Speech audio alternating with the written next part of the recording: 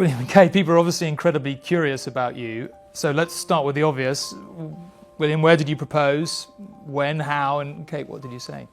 Dès le premier instant, j'ai senti que quelque chose se tramait derrière les murs du palais, quelque chose de bien plus important que les rumeurs qui circulaient dans les couloirs de la presse depuis des semaines. Cela n'a pas commencé par des événements dramatiques ou des fuites spectaculaires, mais par un détail, quelque chose qu'on ne remarque que lorsqu'on travaille avec les mêmes personnes pendant des années. Je l'ai perçu dans la façon dont les regards s'attardaient un instant de plus dans le rythme presque imperceptible avec lequel William et Kate se déplaçaient dans les couloirs dans de petits sourires trop chaleureux pour être fortuits. Ce qui pouvait paraître aux autres comme une activité banale me semblait être le début d'une histoire qui n'avait pas encore de nom mais qui avait déjà une direction. Je me souviens de Kate descendant les escaliers un matin rayonnante d'une manière qui détonnait avec le rythme effréné de la vie royale. Ce n'était pas un sourire éclatant destiné aux photographes ou à la diplomatie, mais une lumière intérieure qu'elle ne cherchait pas encore à dissimuler. Sa main reposait nonchalamment sur son ventre, un geste discret qui ne risquait pas d'attirer l'attention mais suffisamment visible pour susciter des interrogations. Et c'est alors que j'ai compris combien il est difficile de garder un soupçon pour soi quand le monde extérieur s'efforce de le saisir par des regards avides et une imagination débordante. William était différent, plus doux encore. Ses mouvements semblaient plus légers, comme s'il portait en lui une force qui le rendait à la fois fort et fragile. Je le surprenais parfois à regarder Kate d'un regard que je ne lui avais vu qu'une seule fois auparavant dans les premiers jours suivant la naissance de leurs enfants. C'était le regard d'un homme qui sent sa vie se transformer quelque chose de sacré, éclore loin des projecteurs. Et aussi logique que cela puisse paraître pour des parents déjà parents de 3 enfants, c'était différent. C'était comme si un nouveau chapitre s'ouvrait avec prudence, presque timidement. Bien sûr, il y avait aussi les gestes discrets du personnel.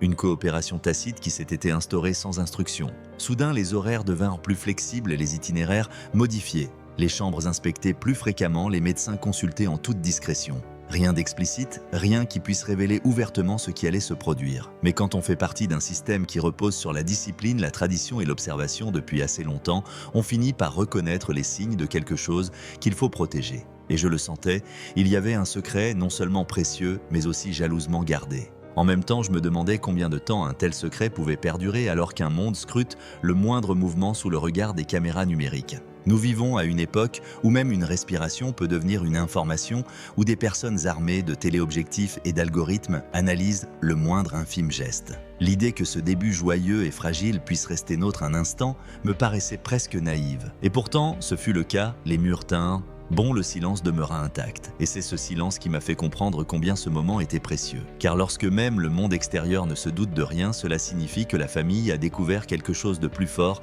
que la simple curiosité. Je me suis surprise à me demander quel effet cela avait sur moi de voir un nouveau départ dans une famille qui avait déjà traversé tant d'épreuves entre espoir et souffrance. Cela m'a ramené à des moments passés, à d'autres annonces qui avaient figé le monde. J'ai repensé à la naissance de George, à l'impression d'une nouvelle ère, à la façon dont l'arrivée de Charlotte avait apporté une dimension de tendresse que le public chérirait pendant des générations, à la façon dont Louis semblait compléter la famille, la dernière pièce du puzzle qui s'emboîtait parfaitement. Et maintenant, je ressentais la même émotion, mais avec une dimension supplémentaire, le sentiment que cet enfant deviendrait non seulement un membre à part entière de la famille, mais un symbole. Un écho d'espoir dans des temps où la stabilité semble parfois bien lointaine. Et pourtant, j'éprouvais aussi de la peur. Non pas la peur de l'inconnu, mais celle de l'impact que cela aurait sur la révélation de l'événement. Comment le monde réagirait-il? Les médias laisseraient-ils ce moment s'épanouir ou l'étoufferaient-ils sous le poids des spéculations et des attentes? Qu'advient-il de la joie lorsqu'elle est exposée au regard de millions de personnes qui jugent chaque détail? Ces questions me hantaient, même lorsque j'essayais de me concentrer sur des aspects pratiques. Mais le plus inattendu, c'était ce sentiment de protection. Comme si j'étais responsable de garder ce secret, comme si ma présence devait contribuer à maintenir le silence. Et d'une certaine manière, cela semblait logique. Car lorsqu'on voit 2 personnes s'unir en silence à une nouvelle vie, une sorte de sacré secret, qu'on a envie de préserver même sans y participer. Cela m'a fait réfléchir combien de fois dans la vie avons-nous la chance d'assister à l'éclosion d'un événement aussi beau sans qu'il soit perturbé par le chaos. Pourtant, je savais que cette question ne resterait sans réponse que temporairement. Le conflit entre vie privée et attentes du public allait tôt ou tard ressurgir. Je le sentais au plus profond de moi dans les mouvements des journalistes qui grouillaient autour du palais, dans les murmures numériques qui s'amplifiaient à une vitesse fulgurante. Le monde entier percevait à la fois une agitation et une jubilation palpable sans même l'admettre. Et tandis que je déambulais là, consciente de tout ce que je savais mais que je n'avais pas le droit de dire, une question résonnait parfaitement: combien de temps un secret peut-il briller avant que le monde ne s'en empare ? Au fil des jours, il devint de plus en plus évident que le silence du palais ne servait plus de rempart, mais alimentait plutôt une sorte d'obsession collective pour le monde extérieur. Je le remarquais d'abord à la façon dont les journalistes se rassemblaient aux grilles, comme s'ils pressentaient ensuite quelque chose de plus important qu'une simple annonce royale. Les questions se firent plus insistantes, les objectifs plus pointus, le ton plus urgent. Chaque seconde sans confirmation semblait créer un vide aussitôt comblé par les spéculations. Et pourtant, nous restions silencieux. Non par stratégie ni par arrogance, mais parce que certaines vérités ont besoin de temps pour être révélées.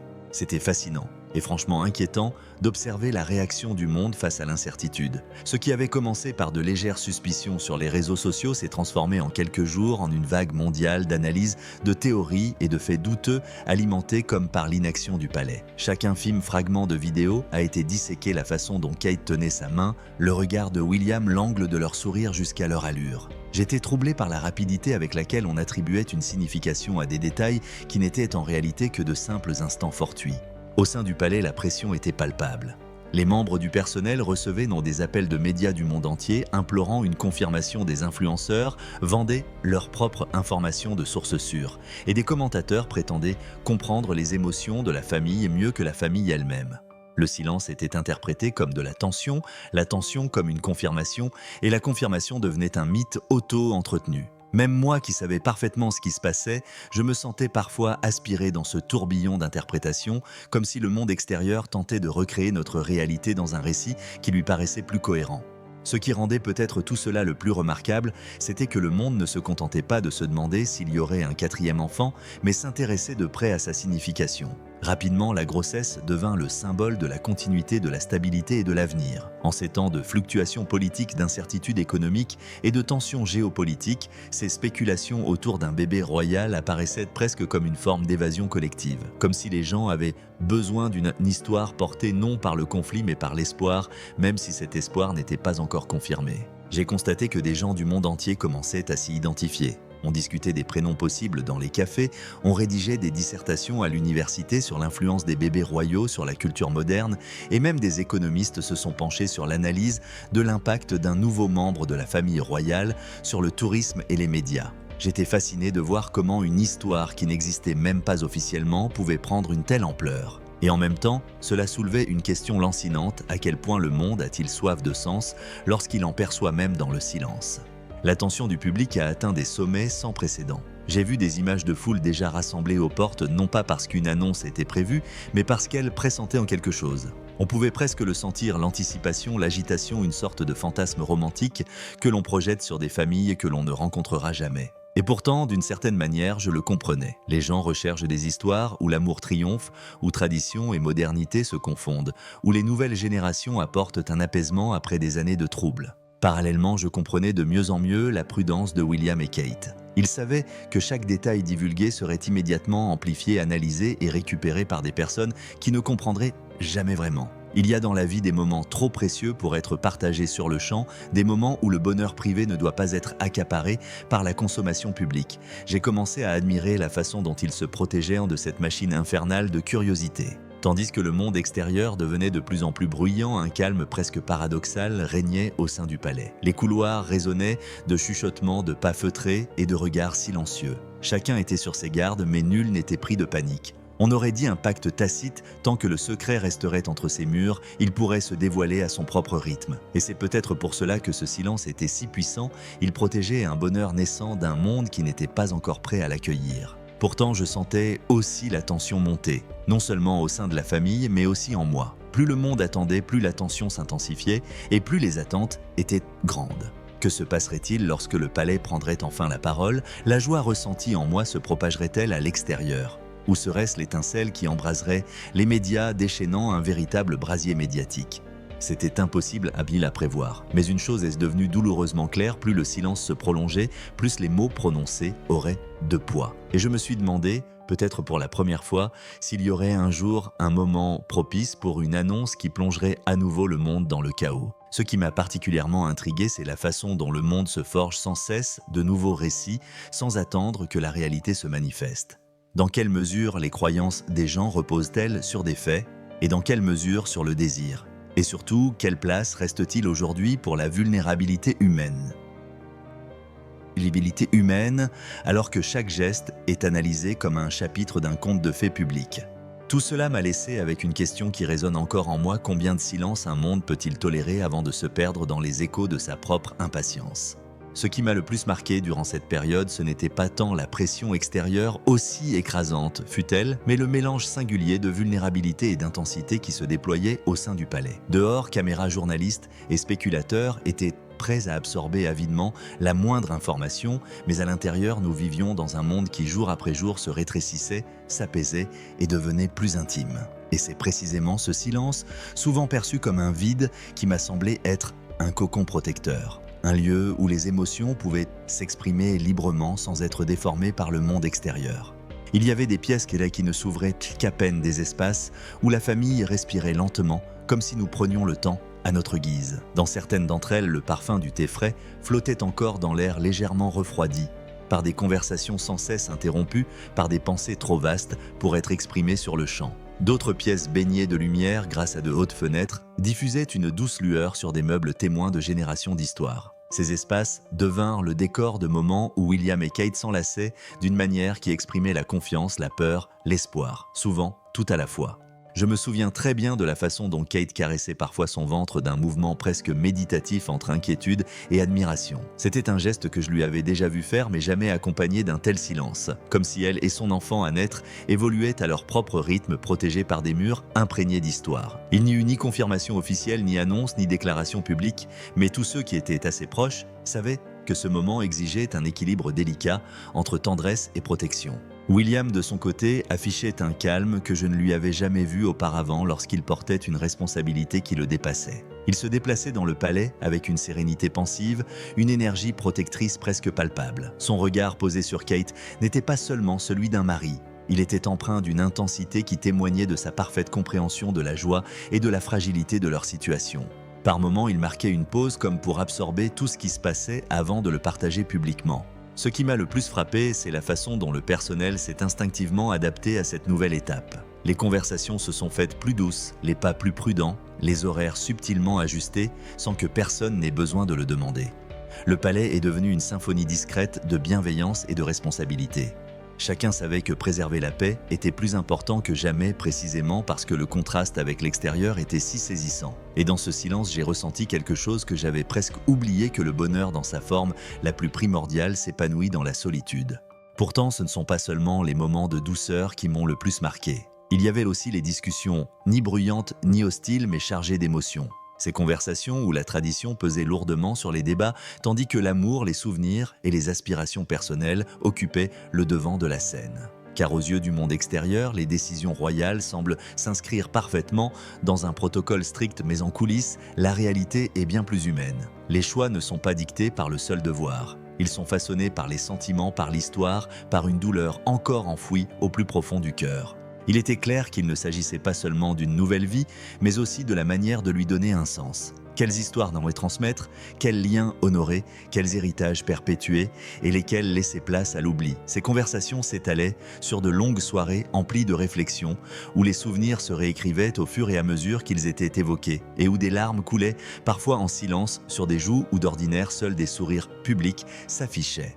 Il y eut des moments où Kate Lass, mais déterminée, expliqua comment elle comptait élever leurs enfants, comment elle entendait concilier devoirs et vie normale. Elle parlait avec une chaleur qui laissait place au doute sans jamais perdre sa conviction. William écoutait parfois une main sur les lèvres, comme pour saisir chaque nuance. Parfois, il prenait la parole, évoquant son enfance, comment la perte et l'amour s'étaient entremêlés comme deux pierres dans sa vie. Ces paroles étaient graves, mais jamais amères. Elles étaient empreintes de ce que je ne peux décrire autrement que comme le désir de ne pas oublier le passé, mais aussi de ne pas le laisser prendre le dessus. Dans ces conversations, ces moments d'une honnêteté brute, je sentais que les murs qui nous entouraient, loin de nous contraindre, nous soutenaient. Ils nous protégeaient du bruit ambiant. Ils préservaient les contours fragiles d'un nouveau départ des spéculations. Et parfois, à la tombée du soir, lorsque les lumières du palais s'éteignaient une à une, je me demandais combien de personnes comprenaient vraiment l'amour et la vulnérabilité dissimulée derrière une façade royale. Tandis que le monde extérieur se préparait à une nouvelle fracassante, nous attendions en silence quelque chose de bien plus important, un sentiment de certitude, une direction à suivre, la conviction que ce nouveau départ, si modeste et fragile, soit-il reposer sur quelque chose de plus grand que les espoirs, l'amour, la mémoire, l'histoire et la volonté de bien faire. Mais c'est précisément dans ces espaces clos que la question a commencé à me frapper de plus en plus fortement, quelle part de cette vulnérabilité peut subsister une fois que la lumière du monde extérieur se pose sur elle.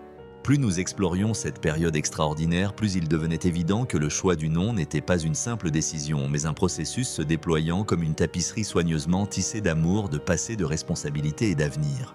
Le silence qui régnait au palais se transforma peu à peu, passant d'un cocon protecteur à un espace où se posaient de grandes questions, des questions non pas de protocole mais de sens. Un non n'est jamais qu'un non, surtout pas au sein d'une famille sur laquelle tout un pays a les yeux rivés. Et pourtant, il semblait que le monde extérieur devait s'effacer un instant pour laisser place à quelque chose d'intime, quelque chose qui jaillissait du plus profond de leur cœur. J'observais William et Kate se retirer de plus en plus souvent ensemble, dans de petites pièces calmes, non pas pour discuter de stratégie, mais pour se remémorer le passé, faire le point sur leurs sentiments et trouver les mots qui façonneraient leur avenir. Parfois, ils restaient assis côte à côte en silence, comme si le silence était le seul langage capable d'exprimer les subtilités de leurs échanges. À d'autres moments, je les voyais feuilleter de vieux albums qui d'ordinaire restent cachés dans des tiroirs et des classeurs. Des photos qui racontaient l'histoire de personnes qui continuaient de faire partie de leur vie, visible et invisible. Des personnes comme la défunte reine, et bien sûr Diana. Il devint vite évident qu'un nom s'imposait presque naturellement dans ces conversations, non par tradition, mais comme un écho, telle une douce voix du passé qui n'avait jamais disparu. Mais avant de pouvoir être prononcé, il fallait le ressentir. Et c'est ce qui se produisit, pas à pas, regard après regard, souvenir après souvenir. Ce qui m'a le plus touché, ce sont les moments où William parlait de sa mère. Non pas comme d'une princesse, non pas comme d'une icône, mais comme de sa mère. Une jeune femme qu'il avait aimée d'un amour que le monde voyait rarement car le monde la réduisait, avant tout, à un symbole. Il ne parlait pas fort, mais avec une douce intensité qui ne laissait aucun doute sur la profondeur de ses sentiments. Parfois, lorsqu'il cherchait ses mots, je le voyais baisser les yeux, comme si ses pensées le ramenaient à des souvenirs qui ne s'étaient pas estompés, mais qui étaient devenus plus vifs depuis l'arrivée de cet enfant dans leur vie. Kate écoutait toujours avec une attention authentique. Son regard s'adoucissait à chaque souvenir que William partageait avec elle. Elle n'a jamais connu Diana, mais elle ressentait sa présence d'une manière que seul l'amour peut permettre. C'était comme si, en plus de l'enfant qui grandissait en elle, elle portait une seconde responsabilité, celle de veiller sur un héritage jamais exprimé mais palpable dans chacune de leurs décisions communes. Bien sûr, d'autres noms ont également été évoqués, des noms traditionnels, des noms pratiques, des noms rassurants. Les conseillers s'efforçaient de les mettre en avant tantôt avec douceur, tantôt avec une insistance polie. Ils parlaient de points d'équilibre historique, de continuité dynastique, de comparaison avec les générations royales précédentes. Mais tandis que ces noms défilaient dans les salles, ils ne s'attardaient pas vraiment. Ils étaient injustes, certes. Ils étaient appropriés cela aussi. Mais ils n'étaient pas vivants. Et le nom d'un enfant doit vivre. Le moment où j'ai senti leur choix se dessiner est arrivé par une soirée plus calme que les autres. Le palais était baigné d'une douce lumière crépusculaire, les couloirs semblaient plus larges qu'à l'ordinaire et le personnel était pour la plupart parti. William se tenait près d'une fenêtre donnant sur les jardins tandis que Kate était assise derrière lui, une main sur le ventre. Ce n'était pas une réunion officielle ni une discussion prévue, mais c'était l'instant où tout s'est éclairé. Il évoquait à voix basse combien sa mère lui manquait surtout dans ces moments difficiles. Il aurait tellement aimé qu'elle puisse tenir ses enfants dans ses bras, voir grandir George, entendre Charlotte rire, Louis poser des questions qui fichent le monde. Et maintenant, avec leur 4e enfant, il la sentait plus proche que jamais. Dans leur amour, dans leurs souvenirs, dans l'espoir que cet enfant soit un pont entre les générations séparées par la tragédie. Kate le regarda et il y avait dans son regard quelque chose d'indéfinissable. Pas seulement de la compréhension, mais une approbation. Comme s'ils savaient tous deux que ce choix n'était pas un risque, mais un honneur. Un honneur qui adoucirait le passé et enrichirait l'avenir. Pourtant, ce n'était pas une décision facile, même si le cœur parlait. Un nom aussi lourd de sens rouvre de vieilles blessures, suscite des discussions et révèle des attentes. Je les ai entendus évoquer ce que signifierait pour cet enfant de porter un tel nom, non pas un fardeau, mais une lumière. Non pas une ombre, mais une direction. Et j'ai ressenti moi-même cette même tension, comment donner un sens à quelque chose d'aussi vulnérable et puissant.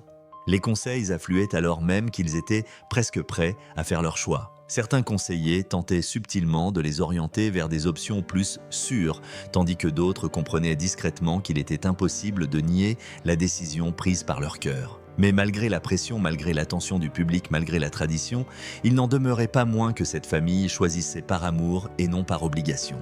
Ce qui m'a le plus marqué, c'est que ce nom n'a pas été choisi pour apaiser le monde. Il a été choisi pour faire le lien entre le passé et l'avenir. Un nom porteur d'une histoire qu'il ne faut jamais oublier, tout en ouvrant la voie à un avenir libéré des souffrances passées.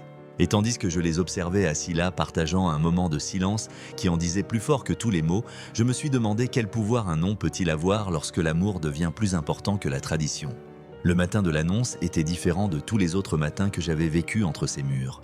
Aucune tension palpable ne se lisait dans l'air. C'était plus subtil, plutôt un calme chargé d'émotions, comme si le palais lui-même pressentait un moment où le monde allait s'arrêter. Dans les couloirs, les pas semblaient plus prudents qu'à l'ordinaire, les voix résonnaient encore doucement dans les pièces et les regards se croisaient avec une chaleur presque complice. Chacun savait qu'aujourd'hui serait le jour où la vie privée de deux personnes, si longtemps chéries, serait dévoilée à des millions de personnes qui attendaient, spéculaient et espéraient depuis des semaines. Et je savais que j'allais assister à un événement dont on parlerait pendant des générations. J'ai parcouru le long couloir menant à l'aile où se déroulaient les derniers préparatifs. La lumière de l'aube filtrait à travers les hautes fenêtres, rendant visible chaque grain de poussière dans l'air dansant, comme de minuscules traces de silence. J'ai senti ma respiration s'adapter à l'atmosphère plus lente, plus profonde, comme si mon corps cherchait instinctivement à se préparer à ce qui allait suivre. Car peu importe le nombre de fois où l'on vit un tel moment, et durant mes années ici, il y en a eu beaucoup, c'est toujours un moment particulier lorsque la vie d'une famille et le rythme d'une nation se rencontrent. Une sérénité surprenante régnait dans la pièce où William et Kate se préparaient. Ni précipitation, ni chaos, ni instructions angoissées. Juste une tranquillité absolue. Kate était assise dans un fauteuil moelleux près de la fenêtre, les mains jointes sur le ventre, la lumière du matin enveloppant sa silhouette comme un doux manteau. Cette image restera à jamais gravée dans ma mémoire, une mère sur le point de partager une part de son cœur avec le monde tout en cherchant à le protéger. William se tenait à quelques pas. Les mains jointes, il paraissait calme, mais je percevais une profondeur dans son regard, un mélange de fierté, de vulnérabilité, d'amour et de cette responsabilité dont on ne se débarrasse jamais vraiment lorsqu'on grandit dans cette famille. Je me demandais s'il réalisait à cet instant précis à quel point le monde avait besoin de cette nouvelle. Car dehors, bien au-delà des portes du palais, le monde attendait aspirant à quelque chose de doux d'espoir, quelque chose qui ne soit pas né du conflit ou de la peur. Cette annonce apporterait quelque chose de profondément humain à une époque où l'humanité semble souvent perdue dans le tumulte. Il était peut-être étrange de ressentir cela, mais je le voyais partout, les réseaux sociaux regorgeaient de théories. Les reportages étaient de plus en plus émouvants, des gens dormaient devant le palais sous des couvertures dans l'attente. Il semblait que chacun savait au fond de lui que ce moment était plus qu'un simple nom. C'était quelque chose auquel se raccrocher.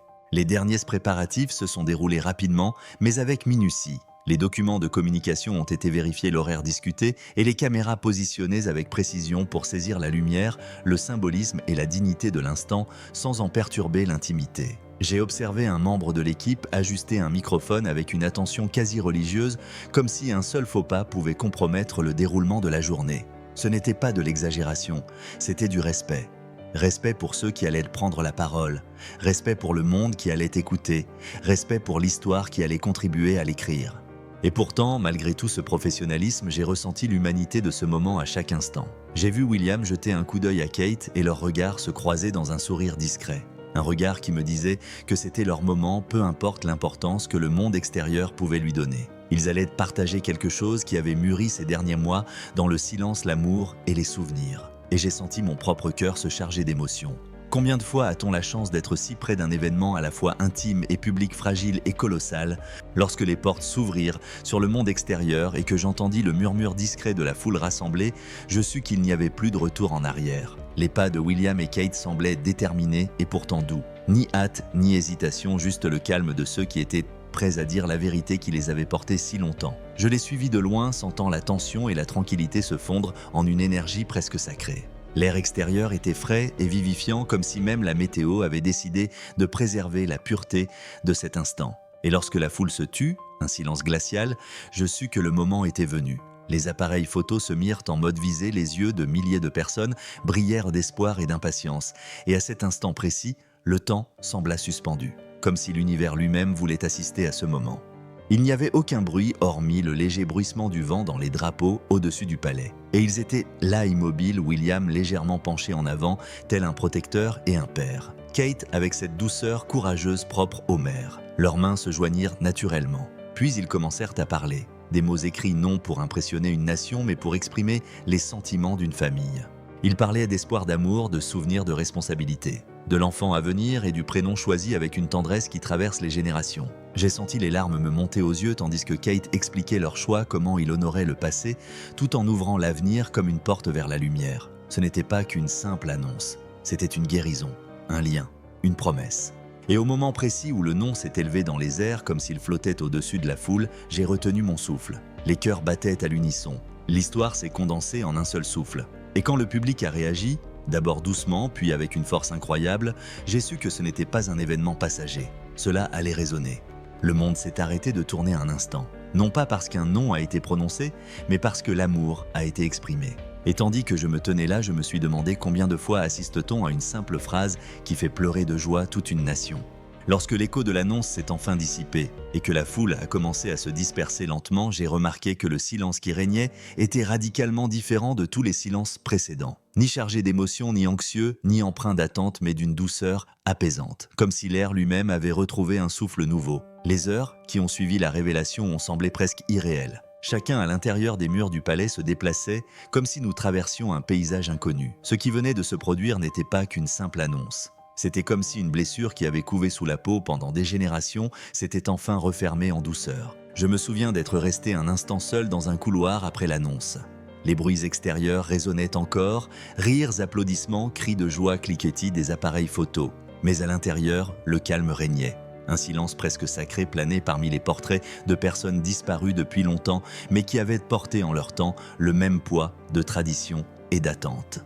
Pour la première fois depuis longtemps, j'avais l'impression que ces portraits ce n'étaient pas de simples spectateurs, mais qu'ils approuvaient d'un signe de tête, comme s'ils comprenaient eux aussi que les paroles prononcées ce jour-là constituait une étape indispensable vers un avenir où la famille royale symboliserait non seulement le devoir, mais aussi l'humanité. William et Kate disparurent aussitôt après le discours sans hâte, mais avec la prudence empreinte de grâce de ceux qui comprennent que leur monde a besoin d'être réorganisé. Non pas parce que le chaos régnait, mais parce que tout ce qu'ils avaient construit jusqu'alors avait pris un nouveau sens. Je les ai suivis de loin et j'ai remarqué que leurs pas se sont apaisés lorsque la porte s'est refermée derrière eux.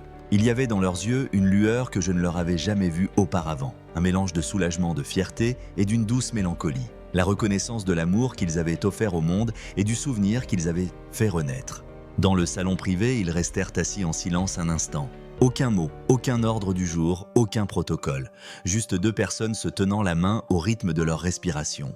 Je sentais que ce moment était trop intime pour être dérangé. Ils avaient besoin l'un de l'autre non seulement comme partenaires, mais aussi comme deux individus qui, en partageant ce nom, avaient dévoilé une part de leur âme. Car prononcer un nom chargé d'une telle profondeur émotionnelle ne signifie pas seulement honorer une personne qui a compté, mais aussi se repositionner par rapport au passé. Dans les heures sans qui suivirent, le palais fut submergé par un flot de réactions. Les téléphones sonnaient sans cesse, les courriels affluaient et les félicitations officielles arrivèrent du monde entier. Chefs d'État, célébrités, organisations caritatives, institutions du Commonwealth, tous souhaitaient partager leur joie et leur admiration. Mais ce qui m'a le plus touché, ce sont les messages de gens ordinaires. Des messages emplis de souvenirs de Diana, emplis d'amour, emplis de mots de personnes qui ne l'avaient jamais connue personnellement, mais qui avaient ressenti son importance. J'ai lu la lettre d'une femme âgée qui racontait que jeune fille, elle avait tenté d'imiter le style de Diana, mais qu'elle avait ensuite appris à s'inspirer de sa douceur. Un père disait espérer transmettre à ses enfants la même empathie que Diana avait manifestée au monde. Une jeune mère écrivait que ce nouveau nom lui donnait l'impression que le passé et l'avenir s'étaient enfin rejoints. En lisant ces lettres, je me suis demandé combien de générations peuvent être unies par un nom, un souvenir, un amour. Ce qui m'a également frappé, c'est la réaction des médias. Certes, il y avait les analyses prévisibles, les interminables débats télévisés, les reconstitutions romancées du processus décisionnel. Mais il y avait aussi une émotion authentique. Les présentateurs ont eu la voix brisée. Les analystes cherchaient leurs mots. Les cadreurs ont baissé leurs objectifs, les yeux embués. C'était comme si le tumulte du monde s'était tu un instant pour écouter quelque chose de plus grand que l'actualité, une vérité humaine. Pourtant, un aspect demeure inoubliable, la façon dont cet événement a transformé la famille elle-même. J'ai vu William marcher plus légèrement ce soir-là, comme s'il s'était enfin délesté d'un fardeau qu'il portait seul depuis trop longtemps. J'ai vu Kate sourire plus doucement, mais aussi se tenir plus droite, comme si le choix du nom lui avait insufflé une force nouvelle. J'ai vu comment cette décision les reliait non seulement au passé, mais aussi l'un à l'autre, à leurs enfants et à leur rôle de parents, dans une monarchie moderne, en quête constante d'un équilibre entre tradition et évolution. Plus tard dans la soirée, tandis que les couloirs s'assombrissaient peu à peu, je repassais devant la porte du salon privé. Je n'entendis aucune conversation, aucun chuchotement précipité, aucune voix solennelle. Seulement un silence paisible où leur présence était palpable. C'était le silence de ceux qui respirent enfin librement. Le silence d'un chapitre qui vient de s'ouvrir. Le silence d'une famille qui sait que le monde a reconnu son empreinte et comprend que l'avenir ne sera pas défini par la perfection, mais par la sincérité. Je me demandais comment cet enfant se souviendrait de ce moment. Que ressentirait-il en portant le fardeau de la perte des autres? Que ressentirait-il en grandissant à l'ombre d'un amour reconnu par tout un pays? Peut-être apprendrait-il que les noms pèsent parfois plus lourd que les titres, que les souvenirs sont parfois plus forts que les espoirs, et que l'amour, lorsqu'il est exprimé avec pureté, peut unir les générations sans les étouffer. Mais surtout, je me suis demandé quel impact une simple personne peut-elle avoir sur un monde si avide d'histoire qui crée du lien. Cette question me taraudait encore tandis que j'éteignais les lumières et quittais le palais pour une nuit plus douce que jamais.